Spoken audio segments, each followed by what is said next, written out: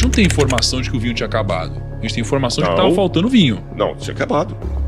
Como? Cadê? Aqui, olha, quer ver? É porque você tá lendo uma tradução. Nem a NVI, você tá lendo outra tradução. Eu não vejo moderação nenhuma se o pessoal passou a festa toda bebendo e ele dá mais bebida pra eles. Você tem que levar em consideração que a mãe de Jesus que falou. A mãe de Jesus falou assim...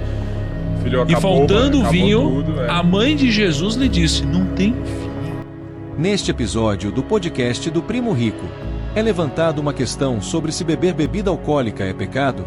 Quer descobrir a resposta do pastor Rodrigo Silva? Fique até o final. Filha. Sim, mas aí de novo eu volto a pergunta. Volta a pergunta. Tá todo mundo já bebido. Ele dá mais bebida alcoólica? Onde é que tá a moderação? Mas não tinha mesmo, porque olha só. E foi também convidado... Olha só, vamos refletir aqui, ó. E faltando vinho, a mãe de Jesus lhe disse. Ou seja, a gente não tem informação de que o vinho tinha acabado. A gente tem informação de que estava faltando vinho. Não, tinha acabado.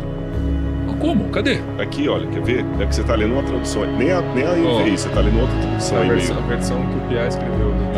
E olha o que tá escrito aqui, ó. Olha só. Olha aqui, olha o capítulo 2. Capítulo 2, verso 3. É o combate da palavra. Tendo acabado o vinho, a mãe de Jesus lhe disse, eles não têm mais vinho. Não, acho que você tá criando isso daí. Não, olha aqui, mas o tom de voz dela já era meio arrastado. Mas olha aqui, ó. Mas olha que vem aqui agora, ó. E disse-lhe, todo homem põe primeiro o vinho bom, e quando já tem bebido bem, então o inferior. Mas tu guardaste até agora o bom vinho. Realmente já tinha tomado os vinhos. Pensa assim, depois que você tá meio bêbado, dando vinho bom no final. Depois que você tá meio bêbado, você toma uma parada mais doce, parece que é melhor, entendeu? Mas calma, vocês têm um sentido. Como é que é? Não, você não é um gosto agradável. Você não tava lá, não. Eu sei, mas álcool não é um gosto agradável. Então, você vai no mercado um negócio sem álcool, pode ser mais agradável. Olha, parece que é mais gostoso. É que você quer defender mesmo. Eu tô defendendo. Eu não respeito, é lógico. Você sabe que eu sempre tenho ponderações diferentes, mas respeitosas. No passado, uns 40, 50 anos para trás, a igreja evangélica protestante era abstêmia. Pastores, de um tempo para cá, menos os luteranos sempre gostavam muito de terra, gostavam da cervejinha e tudo mais, mas geralmente os outros batistas, presbiterianos, eram abstêmios. De um tempo para cá, começaram a flexibilizar isso aí. E eu tenho em casa documentos falando que o grupo de risco com maior quantidade para alcoolismo são pastores e padres. Padres por causa do vinho da missa. Isso aqui não é o Rodrigo falando para detonar, não. Tem artigo científico publicado nisso. A quantidade de padres. Eu dei aula numa faculdade evangélica, não vou falar qual, que eu substituí um professor, pastor, que o problema dele era o alcoolismo.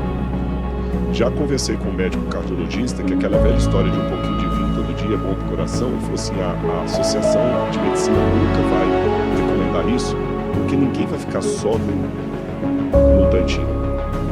Alguns podem ficar, outros não. Então assim, eu respeito quem tem diferente, mas eu particularmente, eu assumi a postura da abstinência de vinhos e por que é escrito vinho, então? Bom, aí é o seguinte, naquela época, não é que tá errado, é porque é igual em português, manga. Pode ser tanto manga de camisa como manga de chupar, mas a palavra é a mesma. Em inglês você tem duas palavras diferentes, tem mango e sleeve.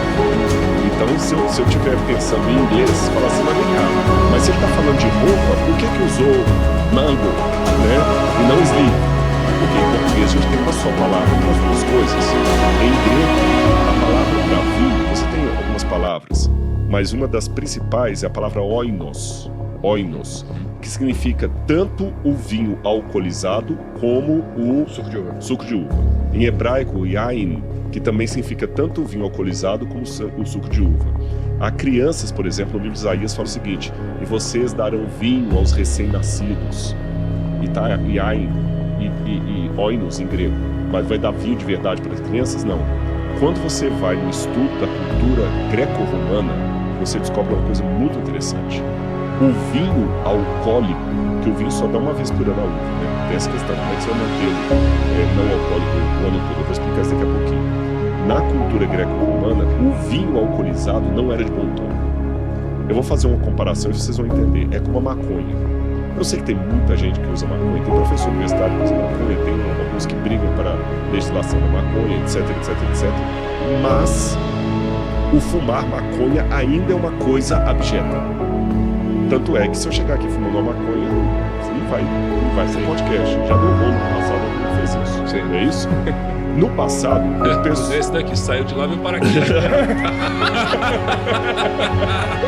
Aí o que acontece? No passado, o pessoal tomava vinho? Tomava. Mas nas noites romanas, nos cultos a Baco, mas quando você pega os filósofos estoicos, os epicureus, você pega, por exemplo, as meditações de Marco Aurélio, que é imperador de Roma, detonam isso. Então você nota que não era comum, mesmo na Roma pagã, o consumo de vinho. Então, como é que eles faziam para beber o vinho e se alegrar?